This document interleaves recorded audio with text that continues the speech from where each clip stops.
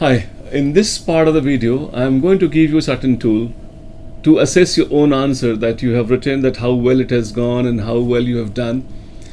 In fact, it's always good to have it evaluated by somebody else, but then it's not always possible that you can find somebody who can sit down and evaluate your answers and get into the details that you actually expect to go to.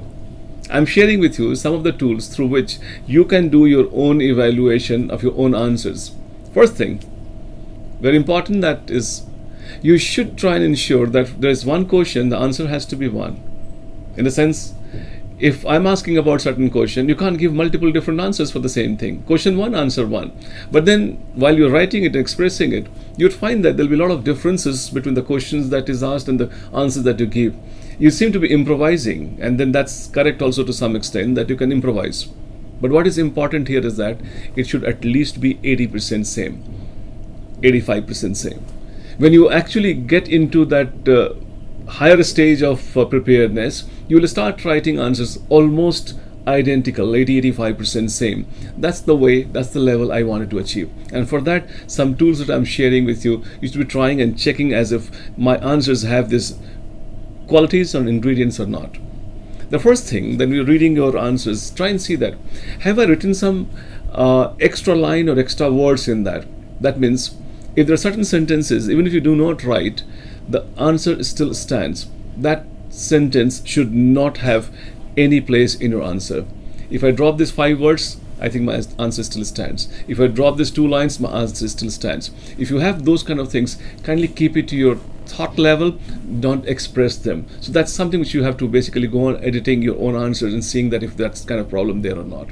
Second thing, if there's any sentence which is ambiguous in an expression, you have to be careful about. There should not be any ambiguity in understanding of the sentence, because if you are editing after some gap, there are certain things as the thought process that may have been going on in your mind may have changed, evolved, and then in that case that would now be ambiguous. If there's any ambiguity, that has to be sorted. See, the reason is very simple.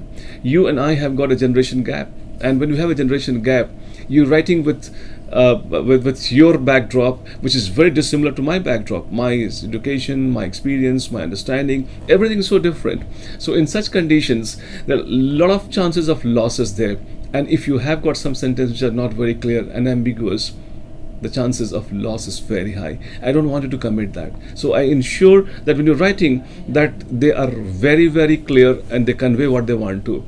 See, another thing about my generation is that we are very touchy about spelling and grammar. Your generation has been probably been a little casual about it. Please ensure that you are very, very particular about those grammar. You're very, very particular about the spellings, and don't try that as old skill that you have sometimes done. You write it so ambiguous that they can't really make out as E or I.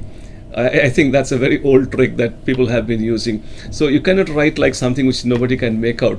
Don't try. This is 3 generation old tricks. Don't try now. You, in the heart of your heart, most often you know that this is not the right spelling. If it is not right spelling, it should definitely not go there. Apart from that, I would also like you to be looking for your answers, trying to see if there are different parts of the question, all these parts have been done justice with or not, and that is very important. In my earlier video, I have also explained to you that you should be also particular about the singulars and plurals being used. So try and see that if the singular and plurals have been, of the questions have been used properly or not. Let's say, for example, what is the cause of regional imbalance? What are the measures taken to attain the same? So you can see the first cause, what are the causes? What are the cause? If you have got causes, you write multiple causes.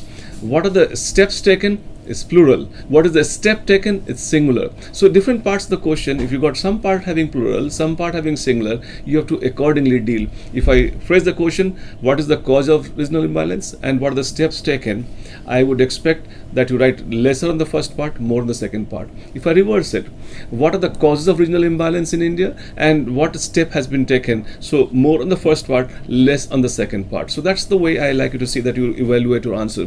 Apart from that, I would also like to see that you have taken care of your introduction well or not. CTP formula, if you remember, I gave you in the earlier video about the introduction, and TTC formula I gave you about the conclusion, theme, through, and concern. Those aspects have been taken care of or not. Apart from that, It's very important that you adhere to the word limit, and writing a fewer words shorter is better than writing a few words extra, because every time you write extra, you quite often you haven't understood the question. That's what I understand. And also it is at the cost of some other question. So no question you can really excel by writing too many words and then ultimately end up writing fewer words for some other question. So it has to be very balanced. If there's a word limit also, you basically check your answer that has been properly done or not.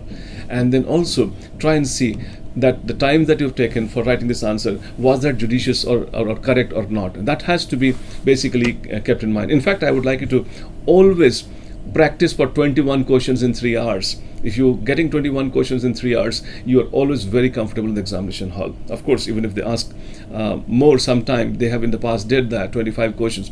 So you should be practicing at least for 21 questions, so that when they're asking these days 20 questions, you are in a comfortable zone. Apart from that, try and see the factual build-up that you have got is correct or not. All the facts that you wanted to convey on that particular question, that has been conveyed or not. That's another test that you have to do. Apart from that, you try and see that the purpose treatment, like I told you about, that evaluate, assess, examine, narrate, describe, elucidate, illustrate, all kind of purposes that is there for the question being asked.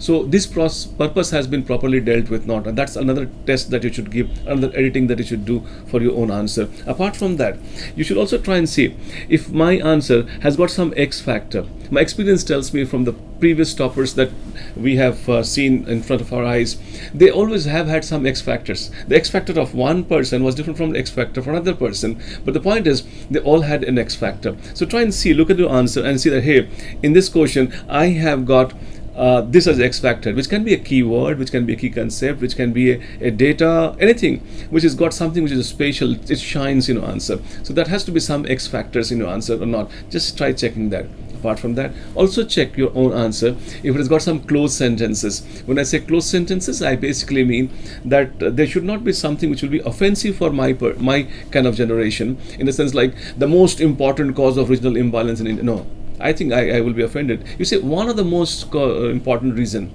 You don't say closed sentence like as we understand. Why are you pulling me into that? As one may understand. Keep the whole thing open so that I have a choice of not knowing the line that you've got. So you try and see that in your answer if there is a closed sentence or not, and that's also very important. Apart from that, I would also like to see that when you have finished up your answer, try and see that, hey, is it my magnum opus? Can I do something better than this? Can I do something much more effective?